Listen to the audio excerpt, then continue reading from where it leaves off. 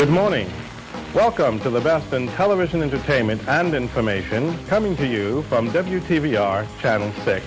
A lot of history, a lot of heritage, going back to the very beginnings of broadcasting in this country. It really was a critical turning point for news and media in general.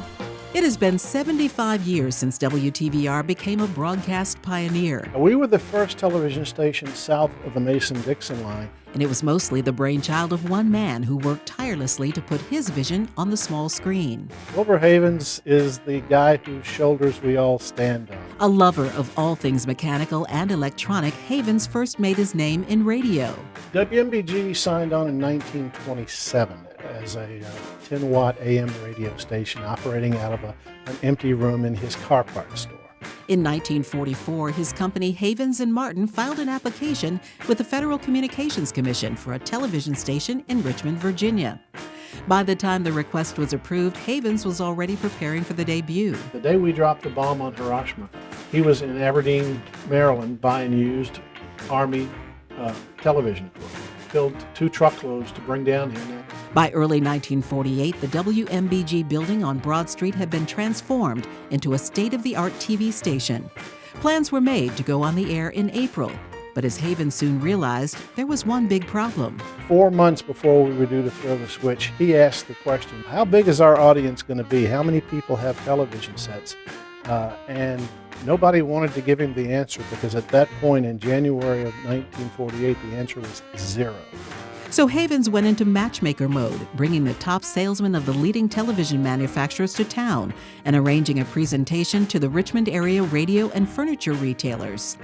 It was love at first sight, and once the TV sets arrived in stores, they sold quickly. By the time we threw the switch in April, the number had grown to 1,000. Just in time for opening night. So on April 22nd, 1948, WTVR went live for the first time at 7 o'clock that evening, making Richmond the 14th city in the United States to have television. The broadcast included live music, a variety show, news, sports, and a speech from then-Governor William Tuck. He almost didn't make slot. Governor Tuck came on the broadcast that evening, and a few moments before he was scheduled to speak on air, he was no longer in the studio. He had wandered next door to an establishment, was enjoying a few beverages and apparently holding court. So they dragged him back to make sure that he could get on air. And there were a few other hiccups. During the broadcast, the power went out a few times. Still, the night was considered a great success, though not everyone was thrilled. We were perceived, rightly so, as competition. In particular, the Richmond News Leader had fought for the rights to have control of this new TV station, WTVR. And so on April 23rd, the next day, they actually buried this story on the 23rd page instead of putting it on the front page like the Richmond Times-Dispatch did. While Havens had signed a contract with NBC, there was a coaxial cable shortage. So for the first 3 months WTVR was on the air, no network programming was available. That meant the early stars of television in Richmond were just ordinary Richmonders. Everything was local. Plays, bands, garage bands. A lady would come on and talk about how to grow African violets. You name it, we were airing it. Some WTVR employees even worked double duty. We took one of our camera operators, a guy named Dal Burnett, put him in a cowboy suit with cowboy boots, and he became Cheyenne Dal Burnett at the Half Circle D Ranch. He showed Western movies in the afternoon for kids, and they had a kids' game show. All shot in a studio where you had to watch your step. Cameras that they were using back in the early days were just slightly smaller than a Buick. So it was a really complex setup, required a lot of cords and cables, adding another trip hazard to already, kind of precarious equipment. The birth of Channel 6 also introduced viewers to John Shand, a Navy veteran who for the previous 4 years had worked as a disc jockey and radio reporter. He would be WTVR's first and for a while only news anchor.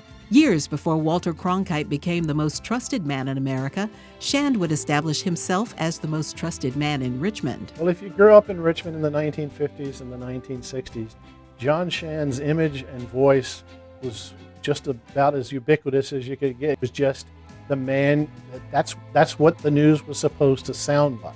And he didn't just deliver the news. The odd thing about back then is they did the news, but they also did commercials.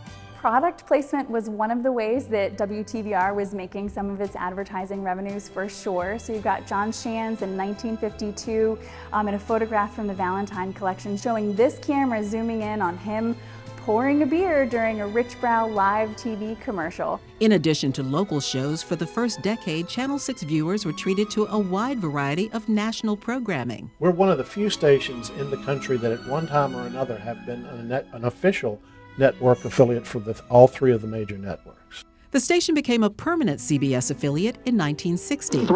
A few years later, Haven sold WTVR and his 2 radio stations to Roy Park, a North Carolina native turned New Yorker who had made a fortune in the food industry. It was for millions of dollars, not a bad return on Wilbur's $500 investment to get things started with the radio station.